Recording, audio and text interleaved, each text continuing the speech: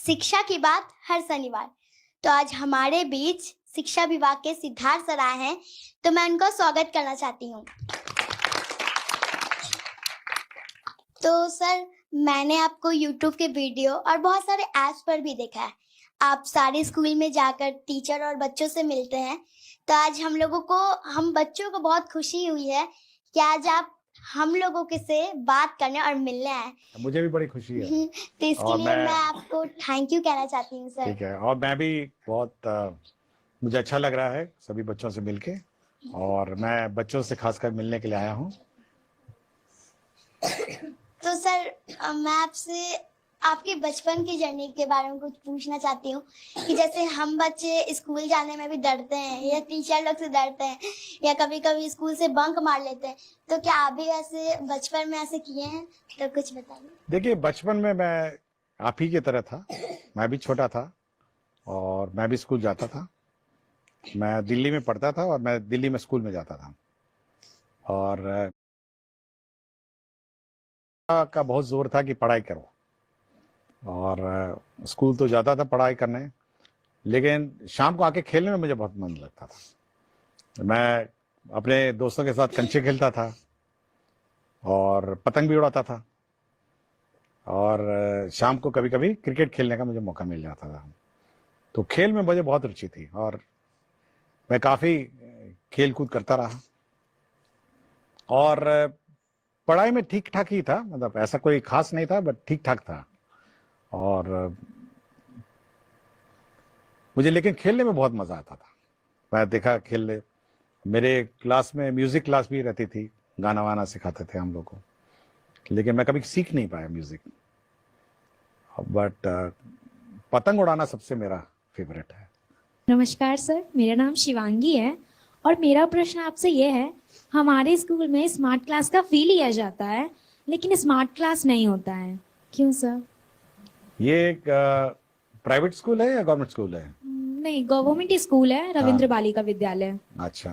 Routine में daily होता है, हाँ। लेकिन महीने पे, 2 महीने पे, 3 महीने पे एक बार कभी हो जाता है। नहीं नहीं, हम लोग का ये है कि जो स्मार्ट क्लास है वो कम से कम सप्ताह में एक बार होना चाहिए, और अगर आपके स्कूल में नहीं है तो हम लोग इंश्योर करेंगे और हम लोग चेक करेंगे कि सभी स्कूल्स में स्मार्ट क्लास जो है वो सही रूप से चले, और ऐसे अलग से ये मतलब खराब व्यवस्था नहीं हो, इसको सुधारने की कोशिश करेंगे। नमस्ते सर, मेरा नाम मानसी है। मेरे स्कूल का नाम पी एन एंग्लो संस्कृत उच्च मध्य विद्यालय है। तो मेरा क्वेश्चन ये था कि स्कूल और कोचिंग का लोड थोड़ा ज़्यादा हो जाता है। अगर हमें स्कूल में ही वैसी पढ़ाई मिल जाए तो हमें कोचिंग जाने की ज़रूरत ही ना पड़े। देखिए, ये मैं बहुत जगह देखता हूँ। मैं गर्दनी बाग हाई स्कूल गया था एक बार, गर्ल्स हाई स्कूल में, तो एक लड़की बेंच में सो गई थी। तो मैं ऐसे ही पूछा कि ये लड़की सो क्यों गई, तो उसके बगल वाले लड़कियों ने कहा कि सुबह 6 बजे से कोचिंग कर रही है और 9 बजे आई है और इतनी थक गई है कि क्लास में सो गई। ऐसा होता है ना, और फिर हमको लगता है कि थोड़ा ज़्यादा हो जाता होगा। सुबह 6 बजे से या 7 बजे से कोचिंग करना, फिर स्कूल करना और शाम को फिर करना। तो हम लोग कोशिश ये है कि जो बच्चे हैं जिनको ज़्यादा ध्यान देने की ज़रूरत है या ज़्यादा अटेंशन की ज़रूरत है, हम लोगों ने ये कहा टीचर्स से कि आप लोग उनको सामने बिठाइए, सामने कोचिंग कराइए और एक्स्ट्रा अटेंशन दीजिए ऐसे बच्चों को जो चाहते हैं कि और एफर्ट लगे और करें।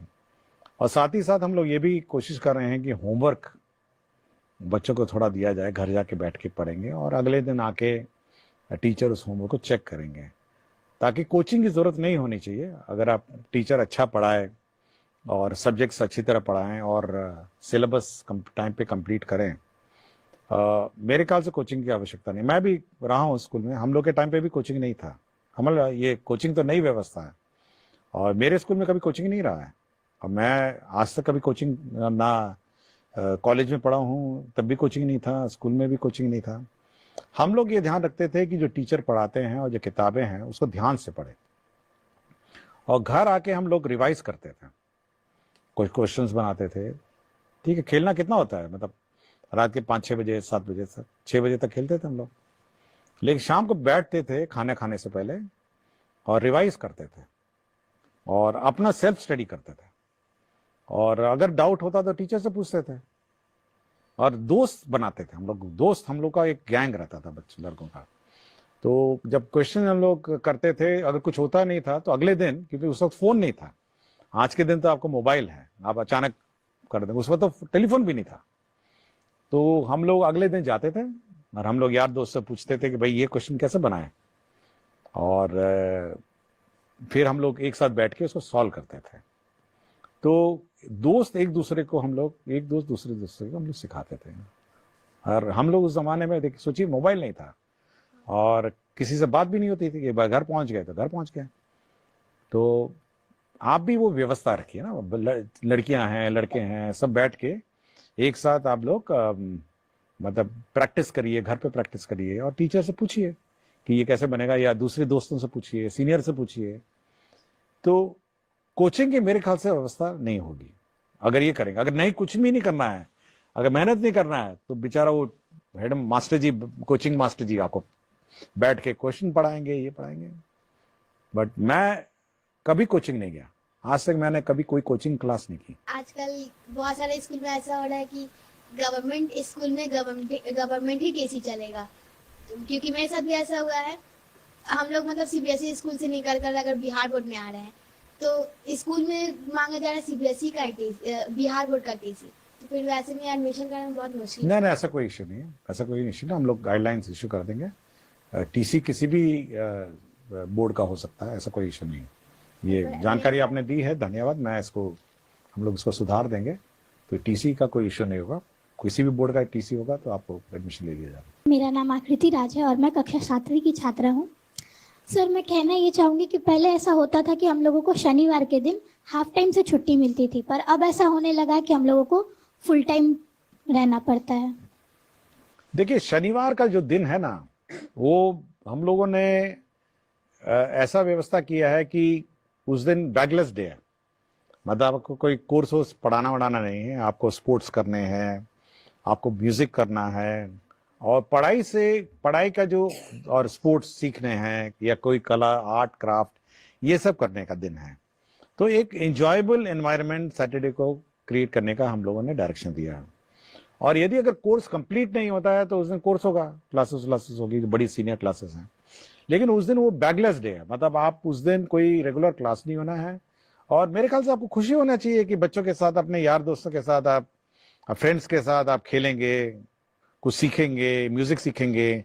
हम लोग कोशिश कर रहे हैं सब जगह म्यूजिक इक्विपमेंट पहुंचाने का, और स्पोर्ट्स का। तो उस दिन आप खेलेंगे, मतलब स्पोर्ट्स है, अन्य जो आर्ट एंड क्राफ्ट है, और अन्य जो एंजॉयबल, जो आपको अच्छा लगे, वो आप करेंगे। ये मेरे ख्याल से ये सैटरडे का है, और मेरे ख्याल से आपको एंजॉय करना चाहिए सैटरडे को। मेरा नाम अनुराग कुमार है और मैं क्लास 6 का छात्र हूँ। मेरा सवाल यह था कि एग्जाम के टाइम हम बच्चों को बहुत लोड हो जाता है, पर अन्य दिन तो टीचर लोग ध्यान ही नहीं देते, हम बच्चों पर ना पढ़ाते हैं। देखिए, हम लोग इसलिए कह रहे हैं कि रेगुलरली आपको पढ़ना चाहिए, और अगर आप रेगुलरली नहीं पढ़ेंगे और टीचर रेगुलरली नहीं पढ़ाएंगे तो ऑब्वियसली एग्जाम के दिन लोड हो जाता है, जो हाफ ईयरली होता है। और हम लोग चाह रहे हैं कि कम से कम मंडे टेस्ट, हर मंडे टेस्ट हो, और रेगुलरली आप पढ़िए।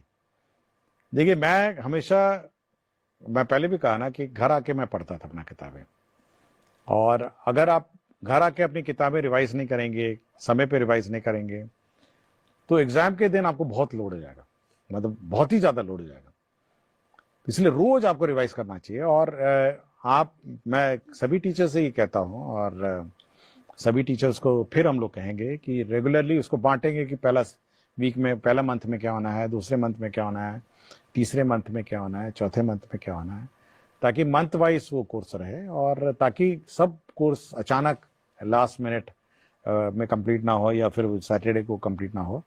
तो चाहेंगे कि सब बराबर रहे। और लेकिन बच्चों से मेरा इतना ही है कि कम से कम शाम को आने के बाद खेलिएगा जरूर, मतलब स्कूल से लौटने के बाद दोस्तों के साथ मोहल्ले में खेलिए, और जब रात हो जाती है तो कम से कम खाने से पहले 1 घंटा बैठ के आप रिवाइज करिए, और थोड़ा मोबाइल से दूर रहिए।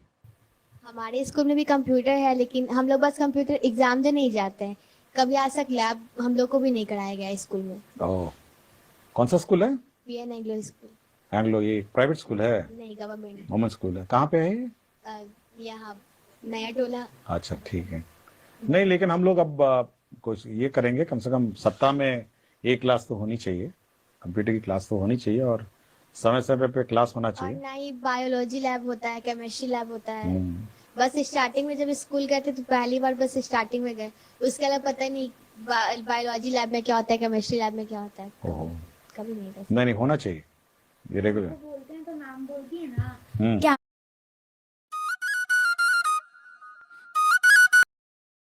केमिकल ही नहीं है, और केमिकल ही नहीं है।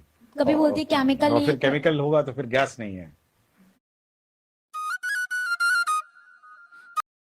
हाँ? हमेशा बहाना बनाते हैं, कभी केमिकल नहीं है, कभी साफ नहीं है, हाँ। ब्लेड खराब है, तुम लोग लेके नहीं आए, हमेशा बहाना बनाती है मैम। ओह, ये तो गलत बात है ना, ये ठीक होना चाहिए था। मेरा नाम अमिता कुमारी है। सर मेरा सवाल है, जब भी हमारे स्कूल में चेकिंग वाले सर या मैम आती हैं तो हम हमारे स्कूल में ऐसे पढ़ाई नहीं होता है, लेकिन हमारे हमारे टीचर बोलते हैं कॉपी किताब निकालो चेकिंग वाला आ गया है। और कुछ भी पूछे तो बोलते ना हाँ ये होता है ये होता है, ऐसा क्यों? वैसे तो गलत है ना, ये तो चेकिंग क्या है, रोज होना चाहिए। देखिए, सबको अपने टीचर सबको अपने मोटिवेटेड होना चाहिए, अपने रिस्पॉन्सिबिलिटीज होनी चाहिए, और बच्चों को पढ़ाने का रिस्पॉन्सिबिलिटी टीचर का है, और चेकिंग हो नहीं हो उनको फर्क नहीं पड़ना चाहिए। बिल्कुल गलत है, और सभी टीचर्स को पढ़ाना चाहिए, चाहे वो चेकिंग हो या नहीं हो। सर अगर कोई भी बच्चा स्पेशल चाइल्ड होता है तो उनका एडमिशन नहीं लिया जाता कोई भी स्कूल में, और अगर मतलब ले भी लिया जाए तो फिर हम बच्चों की तरह जैसे हम लोग पढ़ते हैं तो उसको अच्छे से तरीके से ट्रीट नहीं किया जाता है, तो उसके बारे में। देखिए, हम लोग स्पेशल चाइल्ड के लिए हम लोग ने स्पेशल टीचर्स हम लोग रिक्रूट कर रहे हैं, नए टीचर्स आएंगे जो स्पेशल चाइल्ड को देखेंगे, और सभी स्पेशल चाइल्ड भी हम लोग के नॉर्मल स्कूल में ही एडमिशन होना है, उनको अलग से स्कूल नहीं चलाना है।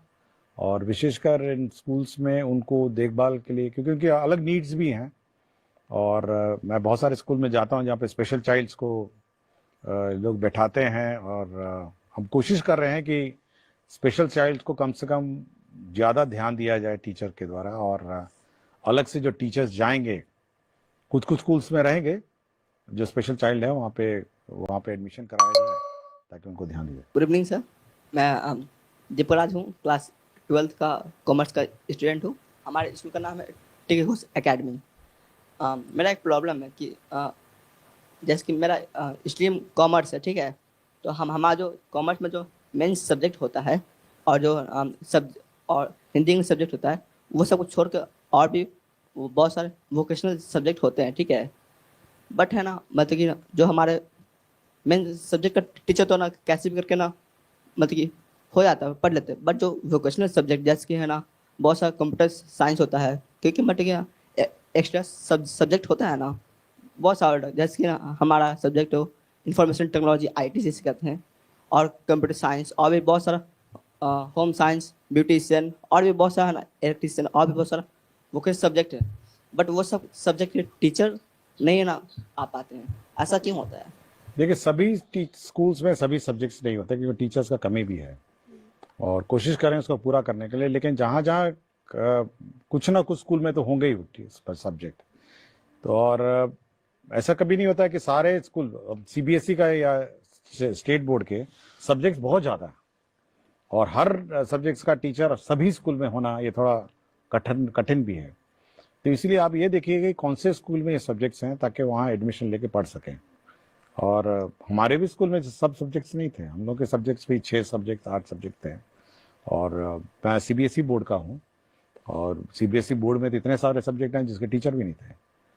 तो हम लोग उसी सब्जेक्ट्स लेते हैं जो वहाँ पे टीचर्स रहे थे और पढ़ते थे, और अन्यथा अगर आपको वैसे सब्जेक्ट्स लेने हैं तो आपको स्कूल भी चयन करना पड़ेगा जहाँ पे टीचर्स हैं।